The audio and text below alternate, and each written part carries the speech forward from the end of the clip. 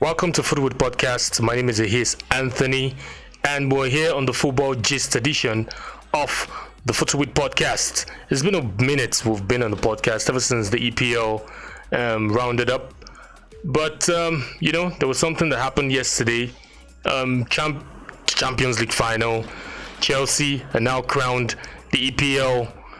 Chelsea are now crowned the Champions League winner. They're now the champions of Europe, defeating Manchester City in the final. But like we normally do on the podcast, FootyWit podcast, since the beginning of the season and up until this time, we are in support of no room for racism, and we've always supported that cause, and we hope going into the next season we'll still be supporting that cause, which is no room for racism. We don't want racism in the game that we love. But back to the matter, I'm not here alone. My name is Ehis Anthony once again, and I'm here with the number one Chelsea fan on FootyWit Podcast, even without having to introduce him. You all know him, Chimamaka. What's up?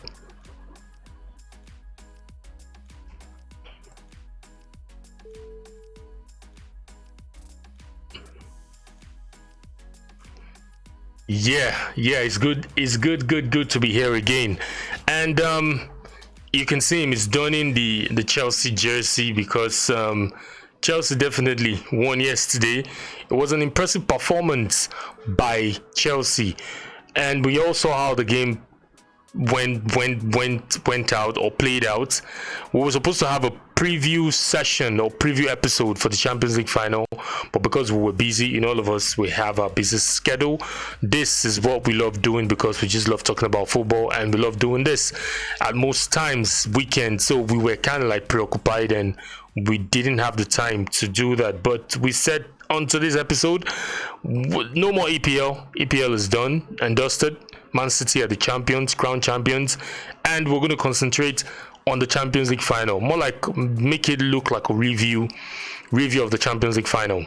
So the game, the precedent that occurred before the game, Chelsea had defeated Manchester City back to back in the FA Cup semi-final and also in the league.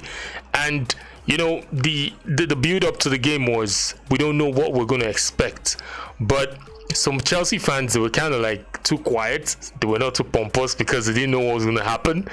Like Chimamaka said, he didn't even want to talk about the game because he didn't want to jinx it.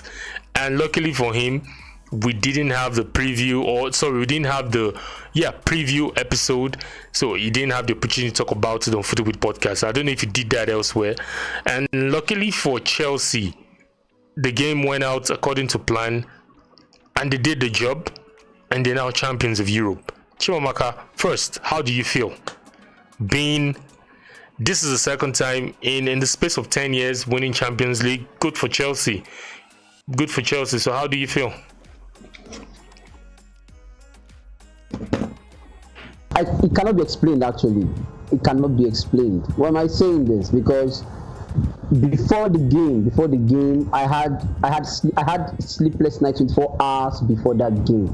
So after clinching the title, I could not explain that feeling. It was more like a joy that had been brewing up, but it didn't know how to explode. Eventually it exploded. I didn't know how to contain it. I'm talking football this night because I've been able to calm myself down and not just drown in that celebration. But I'm here now. I feel awesome. I feel I don't know. I feel in cloud nine as it stands now. We're supposed to have another Chelsea fan on the episode today in Damini, but from where he is right now, it's kind of like difficult for him to join along on the episode. But two of us were okay to carry on, and we will definitely carry on. And speaking of which, carrying on, Chelsea have been able to carry on the momentum they have built ever since Thomas Tuchel took over, being the manager of Chelsea. Right now, I don't know how Lampard will be feeling. It's normal for being a human being. It's normal for him to feel happy for for most especially Mason Mount, which he gave the opportunity when he was a manager. Most people thought he was the tutor's pet.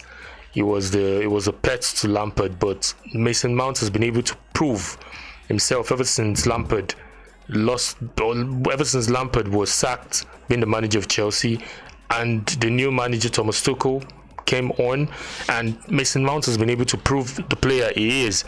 And outstanding performance throughout when Thomas Tuchel took over. Yes, a blip against West Brom, a blip against Arsenal, and also a blip against Aston Villa on the last day of the game. Also another blip in the FA Cup final.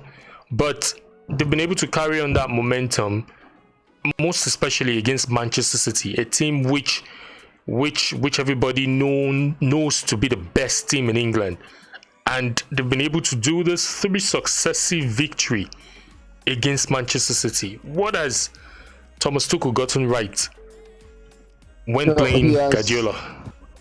Well, with Guardiola, he has come to understand Guardiola, because it's not just in England he's played Guardiola. He played Guardiola when he was still managing Borussia Dortmund, and he was defeated by Guardiola with Bayern Munich then. And I can remember in one of his previous interviews talking about his meet up with Guardiola when they were in Germany, and Guardiola sat down to analyze his gameplay, his understanding of football. So I believe these are 2 smart men who understand the game tactically and understand it individually, because they played the game as well. So I wouldn't say Tuchel has done too many things right. All he has done is understand the strengths and the weaknesses of the opposing team. That is all I know he has happened to do, and he has fixed that. Now, on Guardiola's part, I will tell you that Guardiola actually has overthought, which means, he overthinks his formation. We're still going to get there, though. Has been his undoing. We're still going to get there. Yeah. Because, Tuchel has not done too many things right. He has just done what he knows how to do best, which is containing pressure. Where we will have a lapse is where we are going to get defeated. Like the game against West Brom, we had tired legs and the like. So, but as it stands, I would say, in both games, or in the 3 games, the better team were of advantage, and they took advantage of it. Secondly, let's also not forget that the odds in these 3 games has always been against Chelsea. Let's not forget that the odds has always been against Chelsea in the 3 games, starting from the FA Cup semi-final, the return leg, and the Champions League. Every odds we are against Chelsea and Thomas Tuchel, because we all know that Man City has the best crop of players in the EPL. So nobody's dragging that with them. Nobody's doubting their potentials. Actually, the EPL is there to show for them. The Carabao Cup is there to show for them. But as it stands, I think Chelsea played on the fact that they were the underdogs. And being the underdogs, they came all out to shut the mouth of their doubters. And the underdog story, because I saw, before the game started, most Chelsea fans trying to play the cool. They didn't want to really go all out and say, yes, we're going to win Manchester City, because yes, Manchester City were carrying the momentum from winning the Premier League, defeating Everton 5-0, and Chelsea, it's been a blip, a struggle, losing the FA Cup final, and also on the last day of what's it called? The last day of the EPL, the last day, week 38, the last day of the EPL, last week rather of the EPL, the loss against Aston Villa. So for me, the underdog story, yes, I understand that, but when you look in terms of the past few games, they do this most especially in the EPL. When they're analyzing any game, they look at the stats. The last time this team met, who won, what did they, was it a draw? Did they end in a draw? But looking at Chelsea and Manchester City, Chelsea had always taken the advantage ever since Thomas Tuchel took over. So for me, if I were to be a Chelsea fan, the confidence would have been there. I would definitely know, because I know that Thomas Tuchel with his tactics will come all out to negate whatever Guardiola is bringing to the fore, and Guardiola himself having to overthink his tactics. This happened to him in the last Champions League final, in the last Champions League where they lost to Lyon in the semi-final. I don't know if I'm right. No, quarter-final, right? Where they lost quarter-final, where he had to experiment with a two defensive midfielder in Rodri and the other Brazilian, Fernandinho. And this time around, we saw what happened. There was no defensive midfielder in the starting lineup. So for me, whatever, that's Guardiola's story. I know he would leave to regret his action. But now let's concentrate on Chelsea. Fantastic performance by N'Golo Kante. N'Golo Kante has been the rave of this competition. Man of the match against Real Madrid, man of the match against Atletico Madrid, man of the match against, I think, from the quarterfinals, semi-final, and also the final. He has been Atletico, Real Madrid. Real Madrid home and away. Yep. And also home and away, and also Manchester City. So he's been fantastic. What do you have to say about N'Golo Kante? Man, I have too many things to say about N'Golo Kante. Now we understand that Kante is in his 30s already. He has knocked the 30 mark, and we know that in the game of football, the moment you get to that age, yes, we'll still say you are at your prime, though, but you are much more prone to getting injured. You are prone to sustaining injuries at that age. So the good thing about the manager that Chelsea has now is trying to understand the physicality of a player. Now, in the game against Leicester, against Aston Villa, Kante was rested due to the fact that he was injured. So he had a knock, and we know we have another game ahead of us. It is to Chelsea's advantage if you have a Kante on the pitch. We know from Ranieri's days, from Kante's days in Leicester City, Ranieri was the first man to say that Kante serves as two players on the pitch.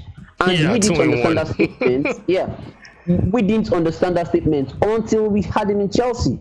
Now, we will say Leicester City was a team that just came, they were underdogs in the EPL and they came and they did this. But Chelsea, who will be playing much more competitions than Leicester City years after, we are seeing the strength of Kante.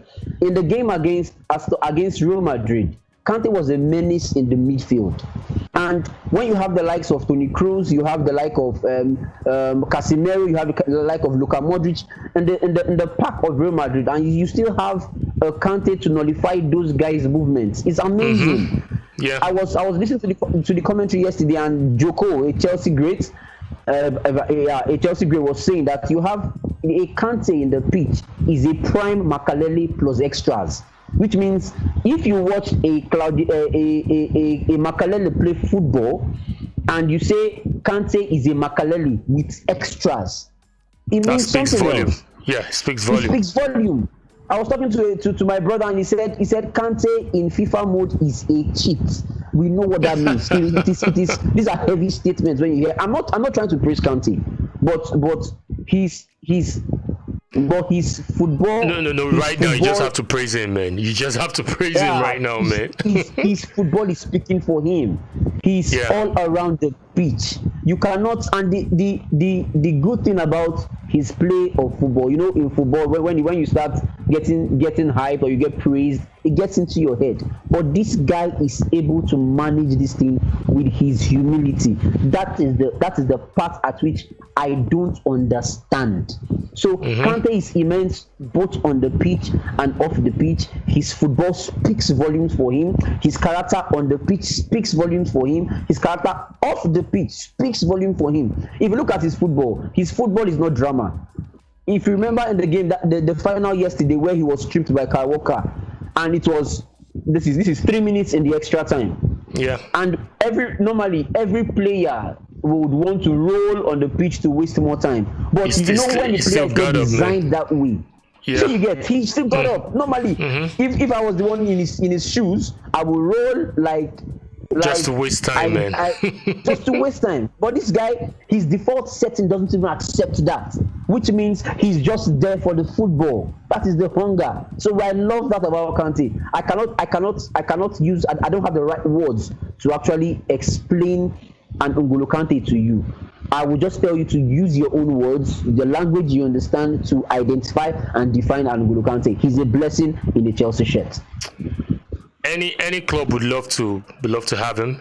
despite him being in his 30s right now, it still didn't show in the way he played. He was running. It was like a bunny running through the pitch yesterday, tackling, getting the balls, winning interception, which was kind of like instrumental for Thomas Tuchel's plan for that yesterday's game. But another player we should look at is Kai Havertz. Yes, we know he has gotten a lot of stick with the money being put on him, over £65 million, right? If my stats serve me right. So he has gotten a lot of stick. Didn't start well. England, it takes time. It takes a while. But ever since that game against Crystal Palace at Selhurst Park, which has sparked him into life, it was instrumental also yesterday in Thomas Tuchel's plan. He played the false nine position, which Guardiola has always wanted to implement or experiment. Yesterday we saw Kai Havertz. That goal, would you say it was a lucky goal? No, someone said it was a lucky goal. It was because Man City defenders forgot defending. But if you watch his run, you would know. You would know that doing that is not easy. Being able to beat the offside trap, and he was aware that the Man City defenders were not in position, and he took advantage. And same thing happened against Arsenal. I think we talked about it 1-on-1 with the goalkeeper, and we said it that what if it was a Champions League final? If he had that position or if he had that opportunity, is he going to spill it or miss it? But yesterday he showed us that he could convert such chances. Let's talk about Kai Havertz. Is he getting into that groove right now? Is he getting into that mode? I have so many answers to that, but first, that stick that he has been receiving was one of those who was giving the sticks were you. And I told you will give that guy time. Yeah. Now, I hope he has been able to prove you wrong that on the big stage he can perform.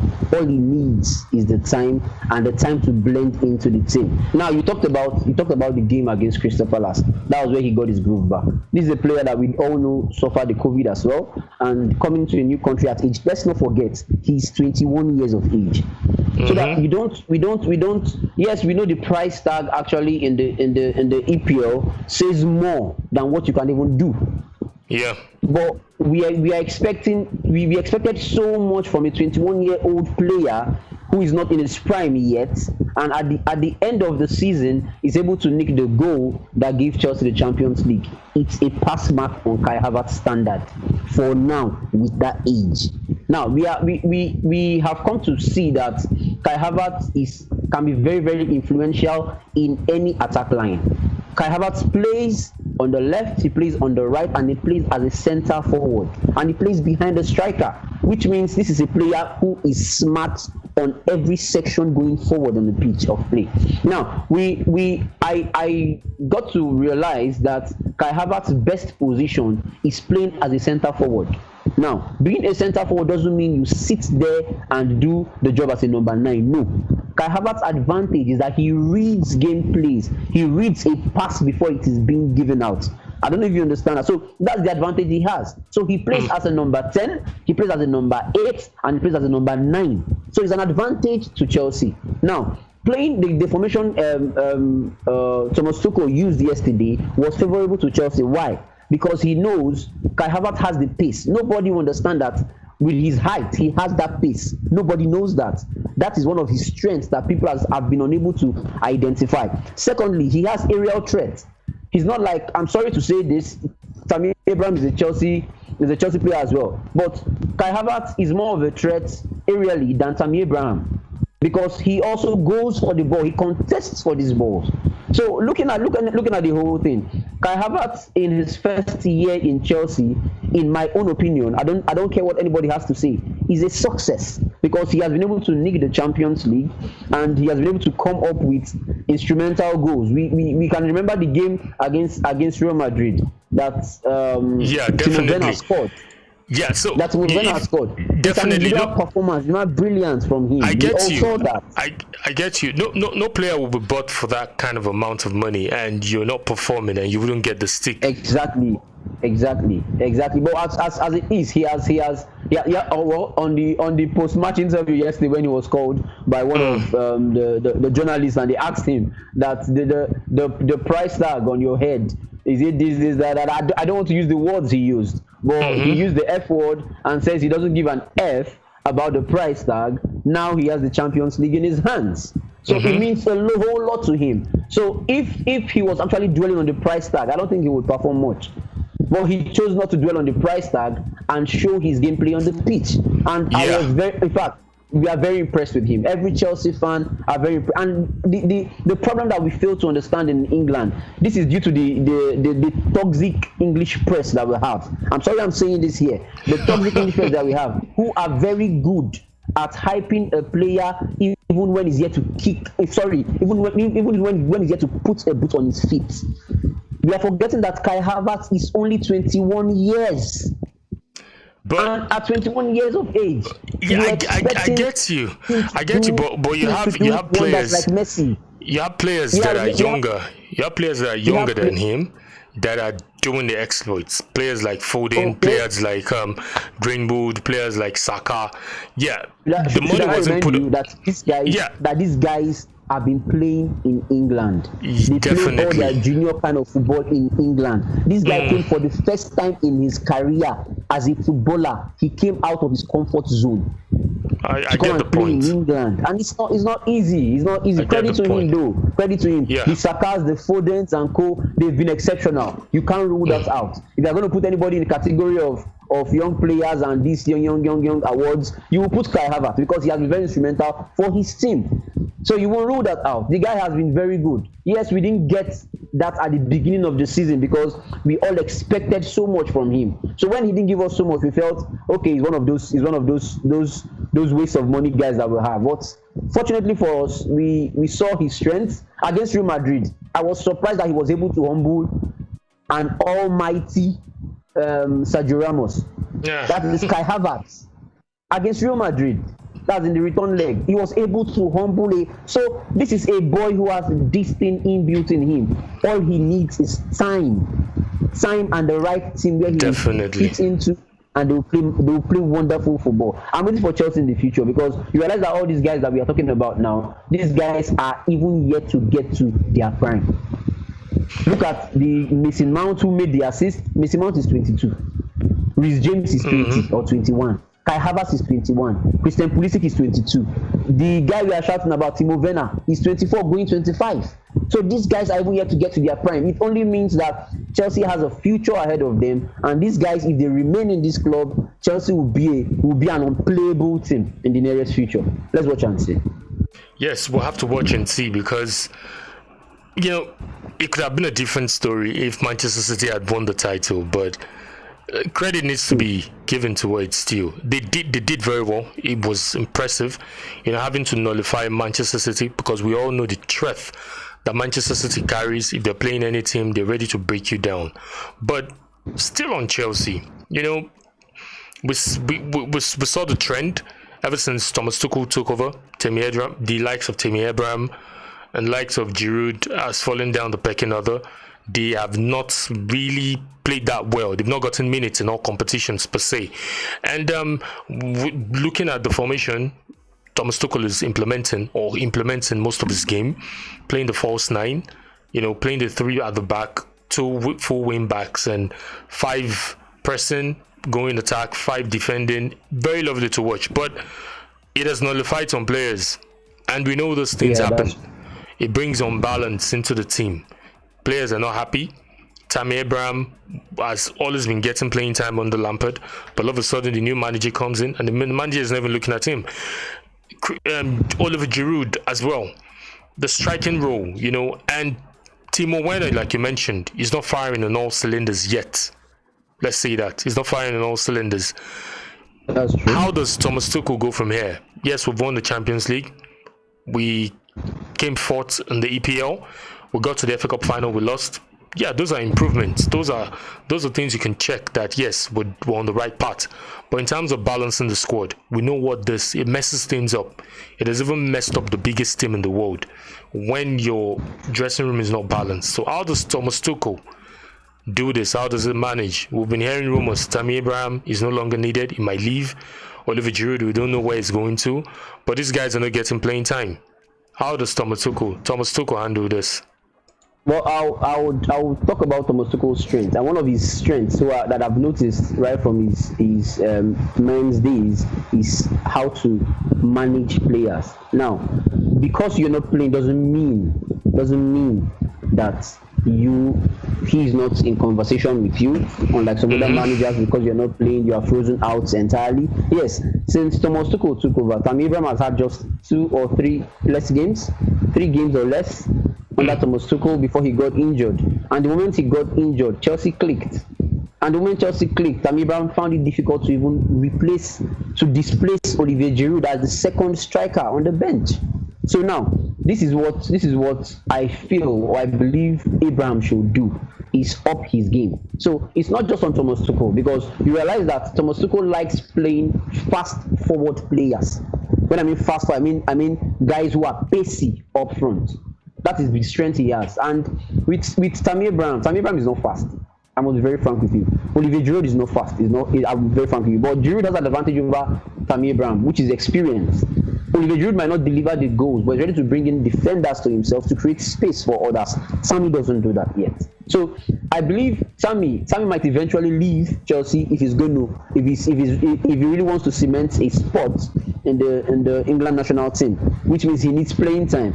He would have to go to a club who would see him for his own strengths, because in my opinion, I feel he doesn't fit into the kind of striker that Thomas Tuchel would want in his own Chelsea team. So no disrespect to Tammy Abraham, but that's just the truth. You cannot have a large squad of 26 players and every one of them will be satisfied. If I'm telling you that is possible, I'll be lying to you.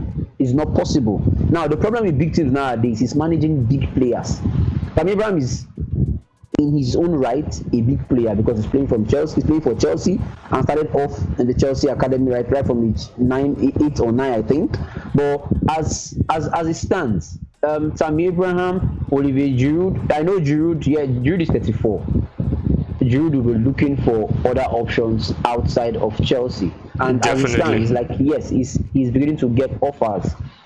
He's beginning to get offers from all the way from Italy. I don't know. Yeah, I think just Italy and the MLS are calling for Olivier Giroud. So if he's going, just because it's a good one.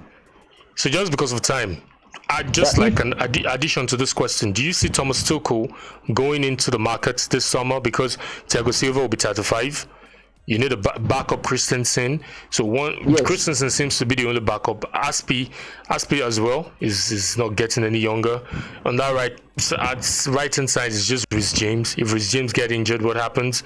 Chilwell, we know on the left. Alonso to back him up. I don't know if Emerson will still stay, but in the midfield, love players like I said Makalele. Kante is in his 30s. Do you see Thomas Tuchel going into the market and also changing his formation, changing his style, tactics as well? Well, Thomas Tuchel will be going to the market because he has been clamoring for a centre back. Yeah, his best pairing since he took over from Chelsea has been Thiago Silva, Rudiger, and Aspilicueta. And if you look at these guys, their average age is over 30 between the three of them. So he needs the experience. He has the experience. That is, he has the experienced players, but he will need an understudy for these guys.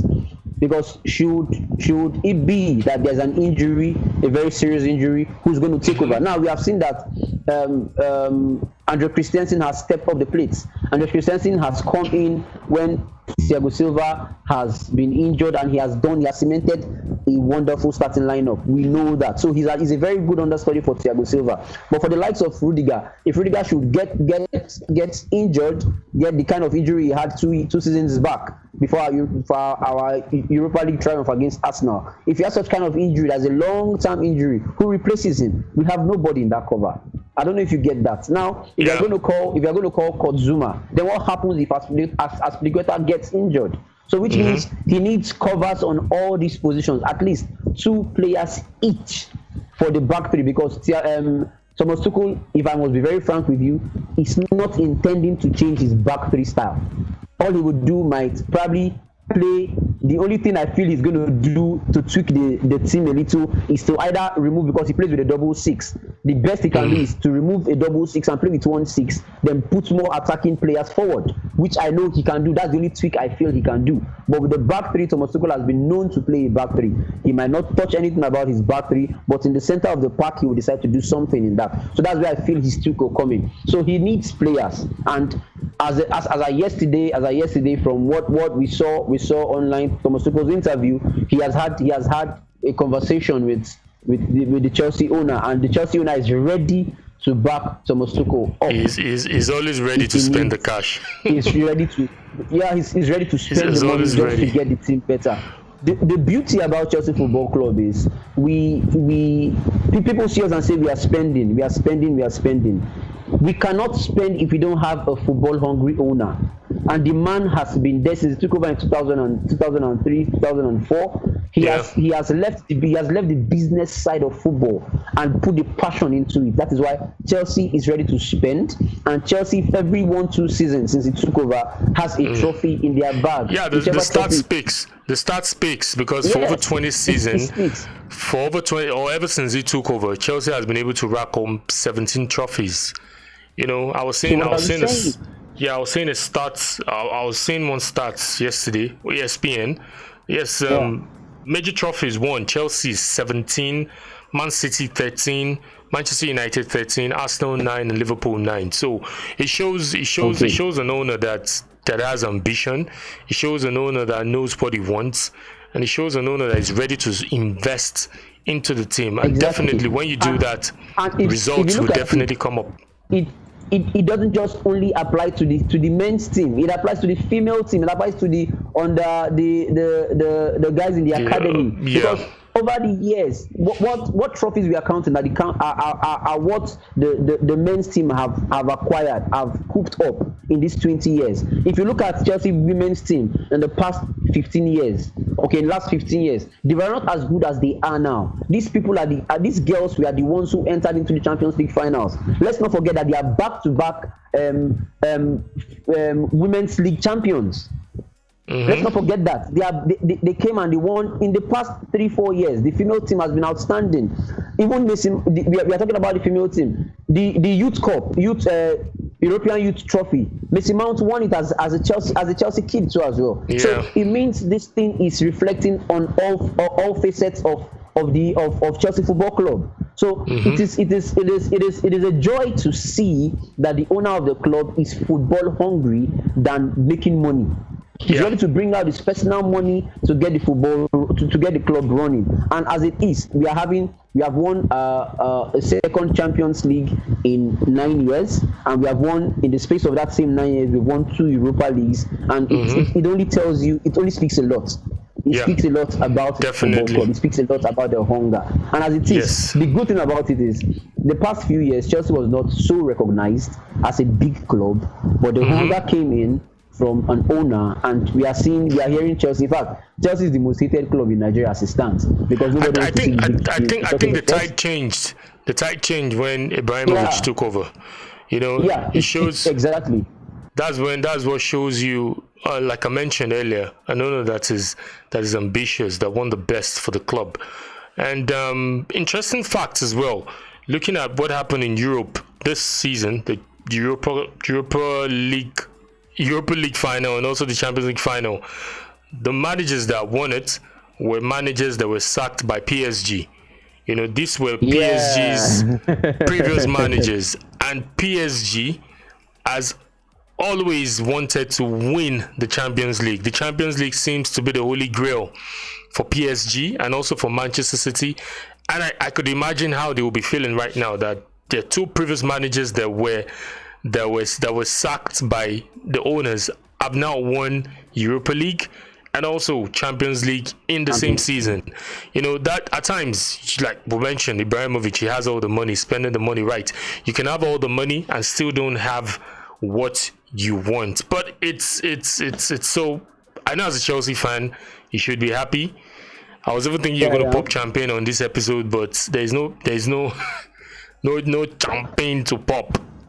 And it would have been lovely if we had Damini joined us on this episode, but because of technical difficulties, he's finding it difficult to hook up on the episode. So he couldn't join, but definitely we will come again. We'll have subsequent episode. There's some topics we'll be discussing because right now the EPL is on break.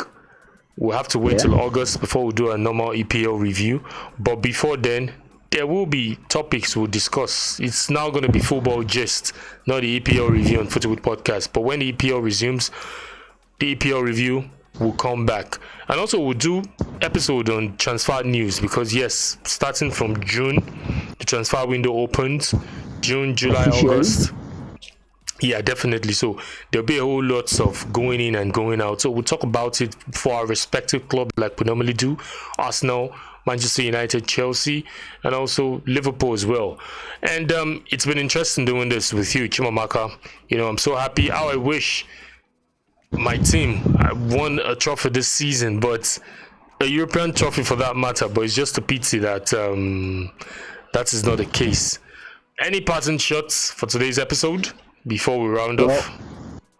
Yeah, there's so much to say in football. It's always a joy to talk football, and to every of our listeners out there, you guys have actually been the motivation to continue this. Without you guys, true, though, we cannot carry this out. So thank you so much. Thank you for a wonderful season that we have done once again. So you're going to continue with us. Expect to continue with us even before the restart of the EPL season. So I love you guys. For me as a Chelsea fan and the best number one Chelsea fan on FootyWit podcast, I share my love to you guys out there. Love you guys so much. Yeah. So good. And just to touch on that, it's been a wonderful season from the beginning of the season. The EPL review, the transfer news, the fan debate, the fan corner. We hope to still continue to do that. We hope to bring more content to our listeners. Like we all know, we're on social media platform. We're on Instagram, on Twitter. We're also on this platform, Anchor, Spotify, Google Podcast, Apple Podcasts. You can listen to all of our episodes on this platform. And also you can watch the video edition of our podcast on YouTube. You can go to our YouTube channel. Please like and also subscribe and also share. You know, it's good to share. It's good because it's you guys that keep, like Chimamaka said, it's you guys that keep the little that we have. We're so grateful. It is the little you do, the comments you drop, the likes on our social media platform that keeps us going, and I know we'll get there. But just to touch on this one as well, our Fantasy Premier League, because the league came to an end last week, so we were running the Fantasy Premier League and we have our winner. We're just waiting for FPL to collect the points, so we'll have to drop that on our social media platforms. And we know that segment was sponsored by AM Jersey, and the winner of our Fantasy Premier League will go home with a favorite club's jersey, sponsored by AM Jersey. So we'll be launching that out on our social media platform so that the winner should know him or herself. But his guys doing this, Chimamaka, thank you very much. Chelsea, like they say, they're champions of Europe, and we hope for better days to come next season as well. Next season will be good. From us, all of us here, we say thank you and have a good week ahead.